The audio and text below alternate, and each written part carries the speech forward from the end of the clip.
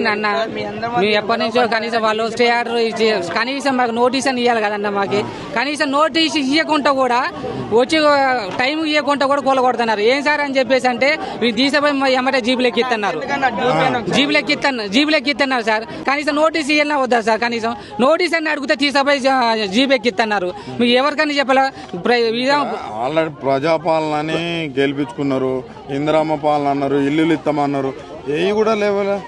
ఇదే సార్ ప్రజల పాలన అంటే ప్రజా గవర్నమెంట్ అని సార్. మీరు చూస్తున్నారు, రాష్ట్ర వ్యాప్తంగా చూస్తున్నారు. ప్రజలు ఎక్కడ ఉన్నారు, ఎక్కడ బీద వాళ్ళు ఉన్నారు, ఎక్కడ అనగారిన వర్గాల్లో ఎక్కడైతే ఉన్నారో అక్కడ అందరినీ హైడ్రాలు పెట్టడం, ఇల్లులు కోలుకోల్చడం అనేది బాగా జరుగుతుంది.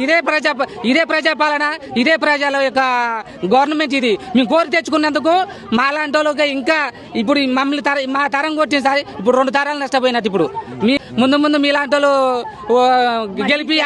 గెలిపిస్తే మాత్రం మేము చాలా అనగానే ఇంకా అసలు ఇక బనికి రాకుండా అయిపోతాం సార్. ఇంకో 5 ఏళ్ళు కూడా, ఈ 3 ఏళ్ళు ఇంకో 5 ఏళ్ళు 10 ఏళ్ళు కూడా, ఇక 10 ఏళ్ళు అంటే మీరు 40 ఏళ్ళు ఇక అసలు ఇక వెనకట రజాకాల టైం వచ్చింది చూడని చూసినావు. ఇక దానికంటే అద్మాన స్థితికి వచ్చేస్తుంది. ఇక ఏమైనా ఇక వాళ్ళదే గవర్నమెంట్, వాళ్ళదే రాజ్యం, వాళ్ళదే.